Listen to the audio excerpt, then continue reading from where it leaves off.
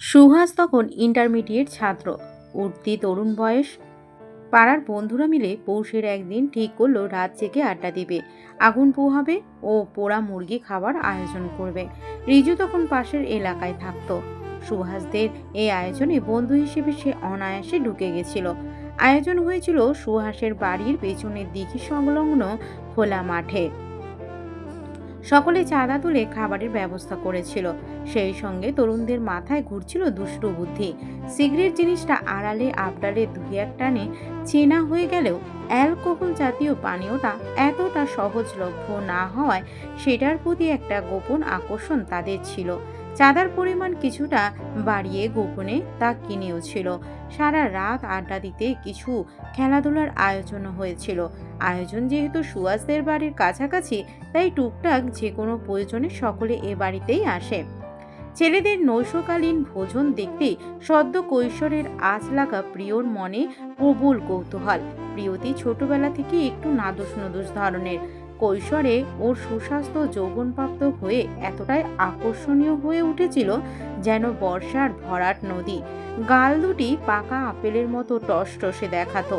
সুহাসের বন্ধুরা খেলাধুলা কিংবা পড়াশোনার জন্য এই বাড়িতে নিত্য আসা যাওয়া করত, বিধায় প্রিয়কেও তারা খুব ভালো মতো চিনত। সুহাসের বন্ধুদের মধ্যে রিজুই ছিল একটু বেশি দুষ্টু।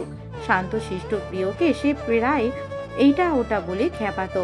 প্রিয় চুপচাপ হলেও অল্পতে রেগে যাওয়ার অভ্যাস ছিল, আর রেগে গেলে কেঁদে ফেলতো, কিন্তু মুখে মুখে জবাব দিতে পারতো না। তখন কান্না থামাতে হাতে দুটো ক্যান্ডি গুঁজে দিতে হতো। প্রিয় খেতে ভালোবাসে, দুটো ক্যান্ডিতে রাগ গুলে যেত মেয়েটির। সেদিনও দুটো ক্যান্ডি পেয়েছিল সে, তবে কান্নার ফলে নয়, অতিরিক্ত কৌতূহল দমাতে। রিজু মেয়েটির হাতে ক্যান্ডি গুঁজে দিয়ে বলেছিল, এত কৌতূহল ভালো না, ওদিকে সব ছেলেরা আছে, তোমার ওদিকে যাওয়ার দরকার নেই, ঘরে থাকো, তোমার জন্য সুহাস খাবার দিয়ে যাবে। সেদিন ছিল পৌষালি কুয়াশার ঢাকা অন্ধকারাচ্ছন্ন রাত। দিঘির পার হতে মাঝে মাঝে ব্যাঙের ডাক ভেসে আসছিল, বাদুড়ের হাঁক ডাক শোনা যাচ্ছিল মাঠের শেষ প্রান্তে পোহরায় থাকা করই গাছের ডালে। উত্তরে হাওয়া দেওয়া অত্যন্ত ছমছমে পরিবেশে মেতে উঠেছিল তরুণদের উচ্ছ্বাসে। মাটিতে পাটি বিছিয়ে বন্ধুরা গোল হয়ে বসে গল্প করছিল ভালোবাসা নিয়ে। কে কোন মেয়ের উপর ক্রাশ খেয়েছে, কে কোন মেয়েকে ভালোবাসা থেকে শুরু করে গল্প চলে গেছিল চুমু খাওয়া অবধি। সেই সঙ্গে অ্যালকোহলে চুমুকও দিয়ে ফেলেছিল কেউ কেউ। ফলে আড্ডায় ধীরে ধীরে অনেকের মনের দুয়ার খুলে গেছিল। সুহাস যখন একটু সরে গিয়ে নিভু আগুনের আঁচ বাড়াচ্ছিল, তখন ওর পাড়ার বন্ধু সজীব ঢুলুঢুলু কণ্ঠে অন্যদের কাছে স্বীকার করেই বসলো, সুহাসের চাচাতো বোনটারে দেখলে আমার মনটা উড়ু উড়ু করে, কষাই একটা চুম্বা খাইতে মন চায়, একটা বার যদি সুযোগ পাইতাম। কথাটা শেষ করতে পারেনি সজীব, তার আগে রিজু চড়াও হয়েছিল সজীবের উপর। পুরো আড্ডায় রিজু ও সুহাসী নেশাদ্রব্য ছুঁয়ে দেখেনি, কারণ সুহাসের বাড়ি কাছে। বাবা জানলে কপালে দুঃখ আছে, রিজুর উপরও হুকুম আছে, যত রাতই হোক বাড়ি ফিরতে হবে। তাই ওরা কোনো ঝুঁকি নেয়নি। তাই সজীবের বলা কথায় বাকিদের হেলদোল না হলেও উপস্থিত রিজু সঙ্গে সঙ্গে প্রতিক্রিয়া দেখিয়েছিল। রিজু আগেও খেয়াল করেছে প্রিয়র দিকে সজীবের একটা লোলুপ দৃষ্টি আছে, তাই নিশ্চয়তা পেয়ে সজীবকে সে ছাড় দেয়নি। দুজনের মাঝে চূড়ান্ত হাতাহাতি হয়ে গেছিল। এক পর্যায়ে অপমানিত অপদস্থ হয়ে সজীব সেই আড্ডা ছেড়ে উঠে যায়, কিন্তু সমস্যা সেখানেই মিটে যায়নি। রিজু প্রিয়কে বাইরে বের হতে নিষেধ করে গেল, অনবদমিত ইচ্ছেকে প্রাধান্য দিয়ে কিশোরী বাইরে বের হয়েছিল। ওদের বাড়ির পিছনে একটা বেলগাছ আছে, সেই গাছের আড়ালে দাঁড়িয়ে প্রিয় দেখছিল দূরে কোনো একটা ঝামেলা হচ্ছে, তবে ঠিকঠাক বুঝতে পারেনি। আহত অপদস্থ সজীব ফিরে যাচ্ছিল সুহাসদের বাড়ির পাশ দিয়ে। প্রিয়কে বেলগাছের তলায় দাঁড়িয়ে থাকতে দেখে সজীব দাঁড়িয়ে গেছিল। প্রিয় অবুঝের মতো জিজ্ঞেস করেছিল, সজীব ভাই, তোমাদের পিকনিক কি শেষ হয়ে গেছে? সজীব তখন আহত বাঘের মতো হিংস্র প্রিয়কে নিয়ে সামান্য মনের কল্পনা প্রকাশ করে মার খেতে হয়েছে, বিধায় কল্পনাটা এবার সত্যি করে বদলা নেওয়ার জেদ চাপল মনে। বয়সের বিবেচনায় সজীব সুহাসদের চেয়ে বড়, তার গায়ে জোর বেশি, তার উপর অ্যালকোহলের প্রভাবে তার বিবেক বোধ লুপ্ত। প্রিয়কে সে অনায়াসে দুহাতে বন্দি করে মুখ চেপে ঝোপের মাঝে টেনে নিয়ে গেল। বন্ধুদের আড্ডা তাল ছুটে যাওয়ায় সকলে বিক্ষিপ্ত হয়ে পড়েছিল। সজীবের ঘুষিতে রিজু চোখের নিচে প্রচণ্ড ব্যথা পেয়েছে, স্থানটি ফুলে গেছে। এমন আঘাত নিয়ে বাড়ি গেলে বাবা মায়ের জেরার মুখে পড়তে হবে। তাই বরফের সাহায্যে ফোলা ভাব কমানোর জন্য রিজুকে নিয়ে দোকানের দিকে যাচ্ছিল সুহাস। বাড়ির পাশের ঝোপের কাছ দিয়ে যাওয়ার সময় ওরা ধস্তাধস্তির শব্দ শুনতে পায়। ফোনের ফ্ল্যাশ লাইট জেলে এগিয়ে যেতেই দেখতে পায় হরিণ শাবকের মতো ভীত প্রিয়কে দানবীয় অজগরের মতো পেঁচিয়ে ধরেছে সজীব। এরপর কি ঘটেছিল প্রিয়র ঠিক মনে নেই, শুধু দেখেছিল সুহাস ও রিজু তার রুদ্ধ হয়ে যাওয়া শ্বাসটা এক দানবের থাবা থেকে ফিরিয়ে এনেছিল। সজীবকে এরপর আর কোনোদিন ওদের বাড়ির আশেপাশে দেখা যায়নি। রিজুও এরপর থেকে প্রিয়দের বাড়িতে তেমন একটা আসেনি, এলেও প্রিয়র সঙ্গে কথা বলেনি। রিজুর কথা না শোনার অপরাধে প্রিয় হয়ে গেছিল অপ্রিয়। সেই অপ্রিয়কর রাতের অনুভূতি প্রিয়তিকে অনেক রাত ঘুমাতে দেয়নি। রিজু, সুহাস ও প্রিয় ব্যতীত ভিন্ন কেউ ওই দিনের ঘটনা জানেও না। এতদিন বাদে আবারও সেই অপ্রিয়কর রাতের স্মৃতি মনের আবদ্ধ কুঠির ভেঙে হুড়মুড় করে বেরিয়ে আসতেই প্রিয় দুটি চোখ নোনা জলে ভরে গেল। কেঁপে উঠল মেদে ভারী কি দেহ। রিজু আবছায়ায় প্রিয়র দিকে চেয়েছিল, স্থবিরতা ভেঙে পড়ল। তোমার কান্নার স্বভাব এখনো গেল না। প্রিয় নিজেকে সামলে জবাব দিল। কান্না আমার স্বভাব নয় রিজু ভাই, কান্না আমার নিয়তি। আবারও নীরবতা নামলো। প্রিয় নিজেকে সামলে নিয়ে বলল, আপনি তো সেই দিন আঘাত পেয়েছিলেন, বাড়ি গিয়ে কি জবাব দিয়েছিলেন? বলেছিলাম, ফেরার পথে রাস্তায় ছিনতাইকারী ধরেছিল। বিশ্বাস করেছিল? হ্যাঁ, কারণ আমার ফোনটা সে রাতে কোনো একভাবে হারিয়ে ফেলেছিলাম। প্রিয় বুঝলো সজীবকে সায়স্তা করতে গিয়েই ফোনটা হারিয়েছে রিজু। ওর মন খারাপ আরও বেড়ে গেল। ওর জন্য একটা ভোগান্তি পোহাতে হয়েছিল মানুষটাকে, তাই হয়তো প্রিয়র উপর এত রাগ জমেছিল। প্রিয় বলল, সেদিনের জন্য আমি খুব দুঃখিত। কেন? প্রিয় অকপটে স্বীকার করলো। সেদিন আপনার কথা শুনলে এমন পরিস্থিতির সৃষ্টি হতো না। রিজু হাই তোলে বলল, অনেক রাত হয়েছে, যাও ঘুমিয়ে পড়ো। রিজুর থাকার সংবাদ পেয়ে সবচেয়ে বেশি উচ্ছ্বাসিত হয়েছে সুজানা। রুমঝুমু নুপুর বাজিয়ে গতকাল থেকেই রিজুর চারপাশে ঘুরছে সে। বয়সের দোষ, এমনটাই মনে হলো প্রিয়র। ছোট বোনের আচরণের হেতু বুঝতে খুব একটা অসুবিধা হচ্ছে না এখন। রিজু সুহাসের ঘরে থাকছে বলে সুজানা সকাল থেকে প্রিয়তির বারান্দা দখল ছাড়ছেই না। ক্ষণে ক্ষণে ছবি তোলা, গাছে পানি দেওয়া, গাছের যত্ন নেওয়া সহ কত যে বাহানা। যে মেয়ে 10টার আগে ঘুম থেকে উঠে না, সে আজ 7টা না বাজতেই ঘুম থেকে উঠে গেছে। রিজু ঘুম থেকে উঠে বারান্দায় দাঁড়িয়েছে। পাশের বারান্দায় সুজানা তখন গাছের সেবায় মগ্ন। রিজুকে দেখে উচ্ছ্বাসিত কণ্ঠে বলল, গুড মর্নিং ভাইয়া। ভেরি গুড মর্নিং পিচ্চি। আপনার ঘুম কেমন হয়েছে? আলহামদুলিল্লাহ ভালো। বাহ, বারান্দাটা তো খুব সুন্দর, গতকাল নোটিস করিনি। সুজানা আগ্রহ নিয়ে বলল, হ্যাঁ, আমি তো রোজ যত্ন করি গাছগুলোর, তাই এত সুন্দর সুন্দর ফুল ধরেছে। রিজু প্রসন্ন সুরে বলল, এই বয়সী মেয়েরা সব টিকটক, ইনস্টায় টাইম ওয়েস্ট করে। তুমি এত সুন্দর কাজে সময় ব্যয় করে শুনে ভালো লাগলো। প্রিয়তি সুজানাকে ডাকতে এসে ঘর থেকে দুজনের কথাবার্তা শুনতে পেয়ে মুখ টিপে হাসলো। সুজানা আগ্রহ নিয়ে কোনটা কি ফুল বলে যাচ্ছে রিজুকে। এক পর্যায়ে রিজু একটা চারা গাছ দেখিয়ে বলল, এটা কি গাছ সুজানা? মনে হচ্ছে চিনি, বাট নামটা খেয়াল আসছে না।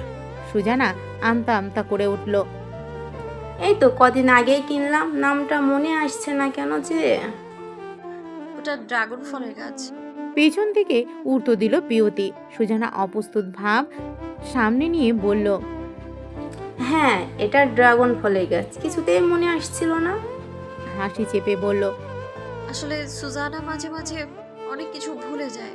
এই যেমন ভুলে গেছে ওর ম্যাথ টিউটর গতকাল বলে দিয়েছিল আজ সকাল করে পড়াবে। আমি মনে করাতে এলাম। যা চাচি তোকে ডাকছে। সুজানা কোনো মতে পালিয়ে বাঁচল।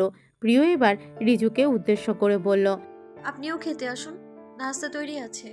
প্রিয়তি যেমন খেতে ভালোবাসে তেমনি চমৎকার ওর হাতের রান্না। কিন্তু চাচি প্রিয়কে সব সময় রান্না করতে দিতে পারেন না। মেয়েটা বড্ড খরচে। হাতে টাকা থাকলে যেমন সকলের জন্য খরচ করে, তেমনি রান্নায় নুন, তেল, মশলা সব বেশি বেশি দেয়। অল্প কিছু হাতে ওঠেই না। আইরিন যে বাজারে 1 সপ্তাহ চালাতে পারবে, প্রিয় তা দুদিনই শেষ করে ফেলে। ফলে একটু সাশ্রয়ের জন্যই একটু খাটুনিটা পুরোপুরি প্রিয়র ঘাড়ে দিতে পারেন না। প্রিয়তি নিজেও যে তা বোঝে না এমন নয়, দাদি ওকে শিখিয়েছিল। ওরে যদি কৌশল করে না চলতে পারিস এরা তোরে চুষা খাইব। অন্যের ভালোর জন্য নিজের কষ্ট দিয়ে ভালো মানুষই করবি না, তাতে তোর ফায়দা নাই। নিজের ভালোর জন্য মাঝে মাঝে অন্যের দাঁতের ঝাড়ি খাইতে হইলেও খাবি, তাতে লাভ আছে। প্রিয় মনে রেখেছে দাদির কথা, তাই সব ক্ষেত্রে ছাড় দেয় না। চাচি পারলে পুরো সংসারের কাজ ওকে দিয়ে করিয়ে নিতে পারলে বাঁচে, তা প্রিয় জানে। তাই কিছু কাজ ইচ্ছে করে চাচির পছন্দের প্রতিকূলে করে, যেন নিজের জন্য একটু সময় বের করে নিতে পারে। তবে যেদিন মেহমান আসে সেদিনের রান্না প্রিয়কেই করতে হয়। পাত্রপক্ষের বেলাতেও একই নিয়ম। আজ দুপুরে প্রিয়কে জলদি ভার্সিটি থেকে ফিরতে বলেছেন আইরিন। ঘটক এবার প্রবাসী পাত্রের জন্য সম্বন্ধ এনেছে, তাদের জন্য নাস্তার আয়োজন প্রিয়কেই করতে হবে। তবে আজ চাচি ওকে শাড়ি পরতে নিষেধ করলেন, শাড়িতে নাকি বেশি মোটা দেখায়। প্রিয় সে কথায় হাঁপ ছেড়ে বাঁচল। শাড়ি পরে সাজগোজ তো আর কম ঝাঁকির নয়। বিকেলে পাত্রপক্ষ আসার আগে সুজানাকে পাশের বাড়ি পাঠিয়ে দিলেন আইরিন। সুজানাটার রূপ দিন দিন খোলতাই হচ্ছে, তার উপর অল্প বয়স, যেন তেন পাত্রপক্ষের চোখে লাগানো যাবে না। প্রিয়র বিয়ে দিয়ে এরপর ধীরে সুস্থে সুজানার কথা ভাবা যাবে। প্রিয়তিকে দেখতে এলো 3 জন মানুষ, এদের মধ্যে পাত্রটি নেই। সেই পুরুষ বর্তমানে মধ্যপ্রাচ্যের একটি দেশে ঘাম ঝরাচ্ছে। পরিবার তার জন্য পাত্রী নির্বাচন চূড়ান্ত করলে সম্ভবত দেশে আসবে। পাত্রী দেখা হলো অনাড়ম্বর ভাবে, বোঝা গেল পাত্রীর দেহের মেদ নিয়ে তাদের ইতিবাচক মনোভাব নেই। পাত্রের ভাবি বেশ হাসি খুশি মানুষ, বয়সে পিওর সমান হবে। হাসি মুখে বলল, ওজন আজকাল কোনো ব্যাপারই না। নিয়মিত এক্সারসাইজ আর ঠিকঠাক ডায়েট ফলো করলেই অনায়াসে শরীরকে বশ করে ফেলা যায়। ইচ্ছেটাই আসল। ইচ্ছে কি প্রিয়র ছিল না? পরিশ্রমও তো সে কম করে না, তবুও মেয়েদের সঙ্গে যুদ্ধে পেরে ওঠে না সে। পাত্রের ভাবির সঙ্গে তাল মেলালেন আইরিন। হ্যাঁ হ্যাঁ, আমাদের প্রিয়তি করিতকর্মা মেয়ে, ঠিক ওজন কমিয়ে ফেলবে। বোঝনি তো, সারাদিন খায় ঘুমায় আর পড়াশোনা করে, কোনো কাজ করতে দেই না। মেয়েরা বাপের বাড়িতে একটু সুখ করে, স্বামীর ঘরে গেলে দেখবেন সব ঠিক হয়ে গেছে। পাত্রের মা দ্বিধার জায়গা প্রকাশ করে বললেন, কিন্তু মেয়ের তো বাপের ঘর নেই, বাবা নেই, মা আছে শুনলাম, খোঁজ খবর রাখে না। আছে, ওই না থাকার মতোই। ওকে আমরা কোলে পিঠেই বড় করেছি। মায়ের প্রসঙ্গে প্রিয়র ঘাড় নিচু হয়ে গেল, থুতনি ঠেকলো বুকে। পাত্রের মা আবার বললেন, ছেলে তো শ্বশুর শাশুড়ির আদর পাবে না, আর না পাবে ভরসা। তা মেয়ের বাবা মেয়ের জন্য সম্পত্তি কিছু রেখে যায়নি? এ কথায় আইরিনকে আমতা করতে দেখা গেল। পাত্রপক্ষ পরের সিদ্ধান্ত জানাবে বলে সেদিনের মতো বিদায় নিল। সন্ধ্যায় রিজু ও সুভাষ একত্রে বাড়ি ফিরল। প্রিয়র বানানো নাস্তাই ওদেরকে খেতে দেওয়া হলো। সুভাষ খাবারের চেহারা দেখেই বলল, প্রিয় বানিয়েছে নাকি? সুজানা উত্তর দিল, আপুকে দেখতে এসেছিল, সে উপলক্ষেই বানিয়েছে। রিজু খাবারের পেয়ালা হাতে নিয়ে চুপচাপ দেখতে লাগলো, খেলো না। সুহাস বলল, দেখতে এসেছিল মানে? মা তো কিছুই বলল না। আইরিন কথাটা শুনতে পেয়ে ঘর থেকেই জবাব দিলেন, এত বলে কি হবে, সম্বন্ধ কি একটাও এগোয় না? আছে শেকড়ের জোর আর না রূপের। বাবা মা তো অর্থ করিও দিয়ে যায়নি, এমন অভাগীর কোন সচেতন পরিবার নিতে চাইবে? রিজু আশেপাশে চোখ বুলিয়ে দেখলো, প্রিয়কে এসে অবধি একবারও দেখতে পায়নি। এমনকি রাতে খাবারের সময়ও দেখা গেল না। জিজ্ঞেস করাটা ভালো হবে কি না বুঝতে না পেরে রিজু কোনো কথা বলল না। রাত 10টা, নিশুতির গায়ে ভর দিয়ে উড়ে আসা বাতাস গাছের পাতায় হেলান দিয়ে গল্প করছিল। এমন সময় লোডশেডিং হওয়ায় রিজু আবছা বারান্দায় এলো স্বস্তির আশায়। শুনতে পেল পাশের বারান্দায় কে যেন ফিসফিস করে কাঁদছে। রিজু বলল, অপ্রিয়, কাঁদছো? প্রিয় রিজুর উপস্থিতি টের পায়নি বিধায় আকস্মিক ডাকে চমকে তাকালো। নিজেকে চমৎকারভাবে সামলে নিয়ে হাসি মাখা সুরে বলল, না, আজকে গাছেদের পানি দেওয়া হয়নি বলে ওরা রাগ করেছে, তাই একটু পানি দেওয়ার চেষ্টা করছিলাম। কলে পানি নেই? অভিমান কলের পানিতে ভাঙে না, অভিমান ভাঙাতে হয় চোখের পানিতে। রিজু অদ্ভুত হেসে বলল। শুনলাম বিয়ে করার জন্য লাফাচ্ছ। প্রিয় থমথমে গলায় বলল। আপনাকে কে বলেছে আমি বিয়ের জন্য লাফাচ্ছি?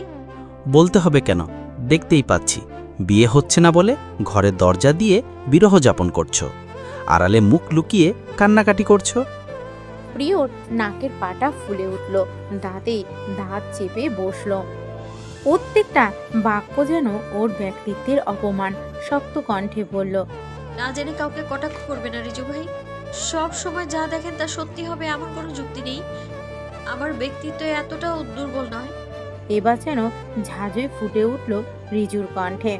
তাহলে নাচতে নাচতে পাত্রপক্ষের সামনে বসা হয় কেন? নিজের প্রদর্শনী করতে? তখন কি ব্যক্তিত্ব জানালা দিয়ে পালায়? প্রিয় নিজেকেই যেন উপহাস করে বলল। ব্যক্তিত্ব দুর্বল না হলেও অনেক সময় পরিস্থিতির জন্য নিজের অবস্থান দুর্বল হয়। জলে বাস করে কুমিরের সঙ্গে ঝামেলা করা যায় না। এইটুকু কথাতেই প্রিয় তার সম্পূর্ণ পরিস্থিতি যেন বুঝিয়ে দিল। অনেকটা সময় দুজন কোনো কথা বলল না। এক পর্যায়ে প্রিয় স্বাভাবিক হয়ে বলল। আপনার জবের প্রথম দিন কেমন কাটলো? নট ব্যাড, একটু গুছিয়ে উঠলেই ভাড়া বায় বেকব। কথার মাঝেই বিদ্যুৎ চলে এলো। আলোর ধাক্কা সামলে চোখ পিটপিট করে তাকাতেই প্রিয় বিদ্যুতের শক খাওয়ার মতো আটকে উঠল। এ কি রিজু ভাই, আপনি খালি গায়ে কেন? গরম লাগছিল তাই টি শার্ট খুলে ফেলেছি, এতে লজ্জায় টমেটো হবার কি আছে। প্রিয় মুখ ঘুরিয়ে নিল। হুট করে পাশের বারান্দায় নগ্ন থেকে সুঠাম পুরুষটির অবয়ব আবিষ্কার করে সে সত্যিই লজ্জা পেয়েছে। অথচ রিজু দামাল ভঙ্গিতে দাঁড়িয়ে প্রিয়র অবস্থার মজা নিচ্ছে।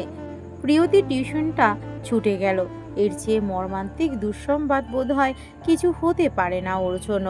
ছুটে যাওয়ার কারণ ছাত্রীর পরীক্ষায় খারাপ রেজাল্ট। ছাত্রী অসুস্থ থাকার ফলে ভালো প্রিপারেশন নিতে পারেনি, ক্লাস টেস্টে খুব একটা ভালো করতে পারেনি। এখানে প্রিয়র কি দোষ? একটা অসুস্থ মেয়েকে সে কতটুকুই বা জোর করে পড়াতে পারে? ছাত্রীর মায়ের কথা ধরনে মনে হলো যেন টাকা দিয়ে টিচার রেখেছে বিধায় সব পড়া ছাত্রীর মাথায় ঢুকিয়ে দিতে হবে। পারলে টিচার গিয়ে পরীক্ষার খাতায় লিখে নম্বর তুলে আনবে। প্রিয় অযথা কথা বাড়ায়নি। বকেয়া স্যালারির খামটা নিয়ে বিদায় নিয়ে চলে এসেছে। মাথার উপর পড়ন্ত বিকেল নিয়ে এখন রাস্তায় উদ্দেশ্যহীনভাবে হাঁটছে। বাড়ি ফিরতে ইচ্ছে করছে না। এমনিতেই সম্বন্ধ টেকে না বলে চাচি ওর উপর নারাজ। তার উপর যদি জানে আগের মতো হাতে কটা টাকা বুঝে দিতে পারবে না, তাহলে যেটুকু স্বাধীনতা আছে সেটাও কথার বানে বিষাক্ত হয়ে যাবে। নানান জল্পনা কল্পনা করতে করতে প্রিয় একটু অন্যমনস্ক হয়ে গেছিল। সচকিত হলো ডাক শুনে। অপ্রিয়। প্রিয়তি পিছু না ফিরেও চিনতে পারল। রিকশায় বসে হাঁক ছেড়েছে রিছু। তার ফর্মাল গেট আপ দেখে বোঝা গেল অফিস থেকে ফিরছে। প্রিয়কে দেখতে পেয়ে রিকশা ছেড়ে দিল সে। ভাড়া মিটিয়ে এগিয়ে আসতেই প্রিয় কিছুটা সংকুচিত হয়ে গেল। মনে পড়ল গতকাল রাতের কথা। রিজু গরম লাগায় খালি গায়ে ছিল বলে প্রিয় সে কি লজ্জা। রিজুও সুযোগ ছাড়েনি মেয়েটিকে নাস্তানুবোধ করতে। অপ্রিয়, তোমার কি মনে আছে আমাদের দুজনের একটা সিক্রেট মিলের কথা, যেটা তুমি আর আমি ছাড়া কেউ জানে না? প্রিয় যে মনে আছে সেটা ওর অনবরত চোখের পলক ফেলা দেখে বোঝা গেল। মিলের কথাটা প্রিয় শুনতে চাইছিল না, কিন্তু রিজু না বলে ছাড়ে নাকি? ফিসফিসানির সুরে বলেছিল। আমাদের দুজনের একই জায়গায় একটা তিল আছে, রাইট? প্রিয় চোখ বুজে মনে মনে নিজেকে কষিয়ে একটা ঝড় দিল। বোকা বোকা কৈশোরের সূচনায় একদিন ঝুম বৃষ্টি মাথায় রিজু এসে উঠেছিল সুহাসদের বাসায়। ঠান্ডা লাগার অভ্যাস আছে বলে টি শার্ট খুলে ফেলেছিল সে।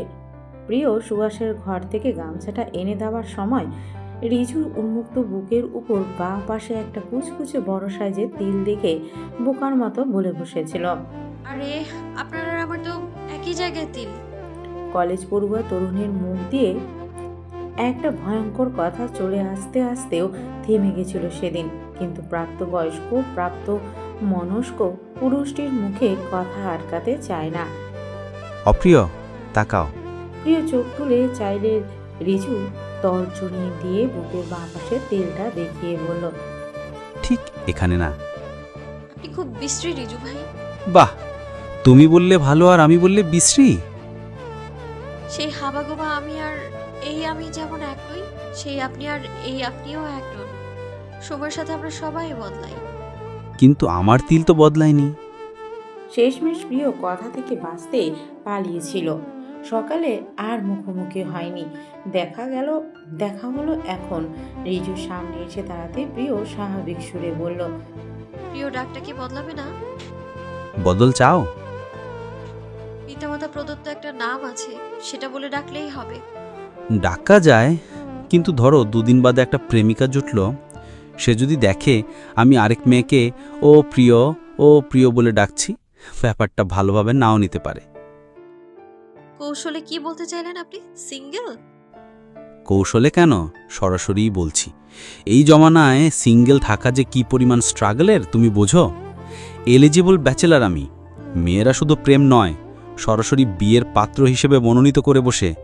মেয়ের মায়েরা কৌশলের যৌতুকের লোভ দেখিয়ে বাবা মায়ের কাছে বিয়ের কথা তোলে। এর জন্যই তো বগুড়া থেকে পালিয়ে ঢাকায় আসা। প্রিয় জোর করে হেসে বলল, আপনার স্ট্রাগলের গল্প শুনে নিজের স্ট্রাগলকে মিনিংলেস মনে হচ্ছে। হাঁটতে হাঁটতে ওরা রাস্তা থেকে মাঠে নেমেছে। দুজনের চলার ধরনই বলে দিল বাড়ি যেতে ইচ্ছে করছে না। প্রিয়র ভরাক্রান্ত মুখ দেখে রিজু প্রশ্ন ছুড়ল, তুমি কোন অসুবিধায় আছো? বলতে পারো আমায়। প্রিয় ক্যালিপাটাস গাছের নিচে বসে পড়ল। অতিরিক্ত ঘামেও ওড়না দিয়ে ভালো করে ঘাড় গলা মুছে সহজ সুরে বলল, টিউশনিটা ছুটে গেল আজ, একটু মন খারাপ।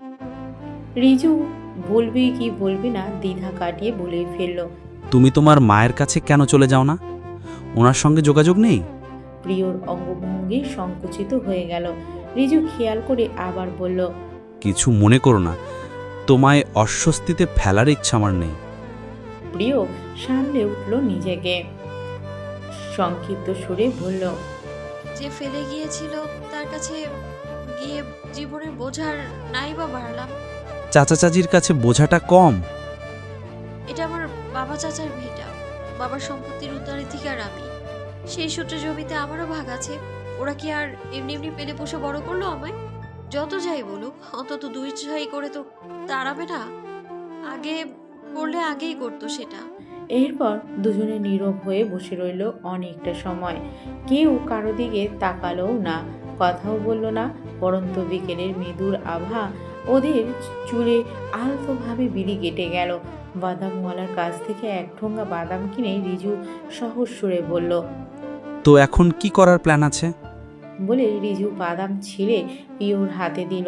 প্রিয় বলল, বসে খাওয়ার ভাগ্য নিয়ে তো জন্মায়নি। দেখি একটা না একটা ব্যবস্থা করতেই হবে। রিজু চিন্তামগ্ন হয়ে কি যেন একটা ভেবে যাচ্ছে। পরন্ত বিকেলের মাঠে রোদে তাকে সুদর্শন দেখাচ্ছে। এক পলক তাকিয়ে প্রিয়র মনে হলো রিজু বোধহয় সত্যি বলেছে। এমন সুপুরুষ ব্যক্তির জন্য সিঙ্গেল থাকাটা নিশ্চয় সংগ্রামের। ব্যক্তিভেদে সংগ্রামের গল্প কত বিচিত্র। প্রিয় অজান্তেই হেসে উঠল। সুজানা বাড়িতে টি শার্ট পরে অভ্যস্ত। শরীরের গঠন নারীসুলভ বাঁক তৈরি হবার পর ওকে টি শার্ট পরতে বারণ করেছিল প্রিয়, কিংবা পরলেও অতি ঢিলাঢালা দেখে, নতুবা চোখে লাগে। বড় বোন হিসেবে ভালো মন্দ বোঝানোর অধিকার প্রিয়র আছে, এমনটাই ধারণা ছিল ওর। সুজানার সে বারণ পছন্দ হয়নি। 14 বছরের মেয়েটি একদিন গলা চড়িয়েই বলে বসেছিল, আমাদের বাড়িতে থাকছো, খাচ্ছ, আবার আমার পোশাক নিয়ে নিন্দে করছো? সেদিন থেকেই প্রিয় নিজের গণ্ডি বুঝে নিয়েছিল। সুজানাকে এ নিয়ে আর কিছু বলেনি, সুজানাও মাপ চায়নি। এরপর একদিন প্রিয় নিজেই ওকে লম্বা দেখে ঢিলঢালা টি শার্ট কিনে দিয়েছিল। সেগুলো এতই সুন্দর ছিল যে সুজানা লুফে নিয়েছে এবং ব্যবহারও করছে। আইরিন অবশ্য মাঝে মাঝে সুজানাকে বলেন বাইরের মানুষের সামনে যেন এসব পোশাক না পরে, কিন্তু সুজানা উঠতি বয়সের জেদি এক দুই কিশোরী, কেউ ওর ইচ্ছের বিরুদ্ধাচরণ করবে মানতেই পারে না। যথারীতি রিজু বাড়িতে ওঠার পরও সুজানার চলাফেরার উগ্রতা কমেনি, তবে একটা রাগঢাক করার পরিবর্তন এসেছে। আগে যেমন পানির গ্লাসটা পর্যন্ত এগিয়ে দিতে হতো, কোনো কিছু খুঁজে না পেলে চেঁচিয়ে বাড়ি মাথায় তুলতো, এখন আর তা করছে না। রিজু অফিস থেকে ফেরার পর তার ঘরের আশেপাশে সুজানার আনাগোনা বেড়েছে। রিজুর এটা ওটা লাগলে এগিয়েও দিচ্ছে। আইরিন মেয়ের এই পরিবর্তন খেয়াল করলেন গভীরভাবে। রাতে স্বামীর কাছে এ ব্যাপারে সরাসরি কথা তুললেন। রিজুকে নিয়ে নিজের মতামত স্বামীর কাছে তুলে ধরলেন আইরিন। ছেলেটা বাড়িতে ওঠার পর থেকেই নজর রেখেছেন। নম্র, ভদ্র, চালচলন ভালো, দেখতেও সুন্দর, বেশ ভালো অঙ্কের বেতন চাকরি করে। এমন পাত্রও হাতছাড়া করা বোকামি। সুজানার বয়স 16 পেরোলো। এখনই মেয়ের মন উড়ু উড়ু। আইরিন জানেন এই মেয়েকে বেশি দিন ধরে রাখতে পারবেন না। তার চেয়ে চরিত্র সুরক্ষিত থাকতেই ভালো দেখে পাত্রস্থ করা জরুরি। আর মেয়েরই যেহেতু রিজুর প্রতি আগ্রহ আছে, তাই আইরিনও সব দিক বিবেচনা করে এটাই উত্তম ভাবলেন।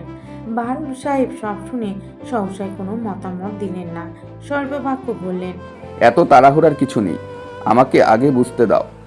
তাড়াহুড়া নাই বলে হাত গুটাইয়া থাইকো না। ভালো পাত্র সব সময় পাওয়া যায় না। ঘরে আরেক মেয়ে আছে, বয়স 22 হয়ে গেল, এখনো গতি করতে পারলাম না। প্রিয়র একটা ব্যবস্থা হয়ে গেলে আমি বাঁচি। তো তুমি রিজুর সাথে সুজনার কথা চিন্তা না করে প্রিয়তির কথা চিন্তা করলেই পারতা। ওরে ডিঙ্গাইয়া তোমার ছোট মেয়েরই চোখে বাজলো। আইরিন জ্বলে উঠলেন। ছোট কারে কও, এই বয়সে তোমার ছেলেরে পেটে ধরছিলাম, ভুইল না। মেয়ে হইছে এক অকালপক্ষ। এই মেয়ে আমার হাতে থাকবো না বেশি দিন। ভুড়ি ভটকা হওয়ার আগেই নাটাইয়ের বাধা বুদ্ধিমানের কাজ। রিজুর চেয়ে ভালো পাত্র তো চোখে দেখি না। পান চিনি যদি করে রাখা যায়, বিয়ে না হয় 2 বছর পরেই হবে, অসুবিধা কই। ছেলের অর্থ সম্পদে তো কমতি নাই, সব দিক দেখেই বলছি। আর রিজুর মতো ছেলের একটা ব্যক্তিগত রুচি আছে না? তোমার প্রিয়তির তো ম্যাট্রিক পাস পাত্র পাতে তুলতে চায় না, রিজু তুলবে, ওই কথা রাখো। প্রিয়র একটা গতি, তুমি যেমনেই পারো করো। আমি অতি তাড়াতাড়ি সুজার ভবিষ্যতের গুছাই নিতে চাই। এরপর ছেলের বউ আনতে হবে ঘরে, সময় আর বইসা নাই। বাহারুল সাহেব এবার সত্যিই চিন্তিত হলেন। আর চিন্তাগ্রস্ত সময়ে তিনি পান চিবোতে পছন্দ করেন। আইরিনকে নির্দেশ দিলেন পান সাজিয়ে দিতে। এমন দরকারি মুহূর্তে পানের আবদার আইরিনকে বিরক্ত করলো। তিনি মুখ ঝামটে উঠে গেলেন। সারাদিন সংসারের কাজে ব্যস্ত থাকে বলে সাধারণত রাত 11টার মাঝেই চাচি ঘুমিয়ে যায়। প্রিয় জানে চাচি ঘুমালেই সে সব কিছুতে স্বাধীন। আজও তাই ভেবে একটু চা বানাতে রান্নাঘরে ঢুকেছিল। কাপে চা ঢালার মুহূর্তে হাতে নাতে ধরা পড়ে গেল। চাচির উপস্থিতি টের পেয়ে ভরকে যাওয়ায় প্রিয়র হাত ফসকে চা পড়ল পায়ে। চলে গেল, চেপে রাখা ঠোঁট থেকে আওয়াজ বের হলো না। আইরিন একে তো রান্নাঘরের আলো জ্বলতে দেখে এসেছিল, প্রিয়কে চা বানাতে দেখে মেজাজ গরম হয়ে গেল। বললেন, তাই তো বলি সময়ের আগে গ্যাস ফুরায় কেন? রাত বিরাতে এমন করে গ্যাস নষ্ট করিস? প্রিয় থতমত খেয়ে সহসাই জবাব দিতে পারল না। আইরিন চায়ের 2 কাপ খেয়াল করে বললেন, 2 কাপ কেন? কার জন্য? এবার যেন প্রিয় নিজের দোষ ঢাকার সামান অজুহাত খুঁজে পেল। বলে ফেলল, আসলে রিজু ভাই চায়ের কথা বলছিল, তাই বানাতে এসেছি, না হলে বানাতাম না। এত রাতে রিজু চা চেয়েছে তোর কাছে? প্রিয় নিজের কথায় জড়িয়ে গেল। উত্তর হ্যাঁ হলে চাচি না জানি মনে মনে কি ভেবে বসেন। সেই ভয়ে প্রিয় এমনভাবে ঘাড় নাড়ল যে হ্যাঁ বা না কোনটা বোঝালো সে নিজেই জানে না। আইরিন ক্ষণিক স্থির চোখে প্রিয়কে পরখ করে চলে গেলেন। প্রিয় পায়ের জ্বলনিতে সেদিন আর খেয়াল করল না। 1 কাপ চা পড়েই গেছে, সেটা পরিষ্কার করে বাকি 1 কাপ চা রিজুর জন্য তৈরি করে ঘরে নিয়ে গেল সে। রিজু বারান্দায় চেয়ার পেতে বসে আছে।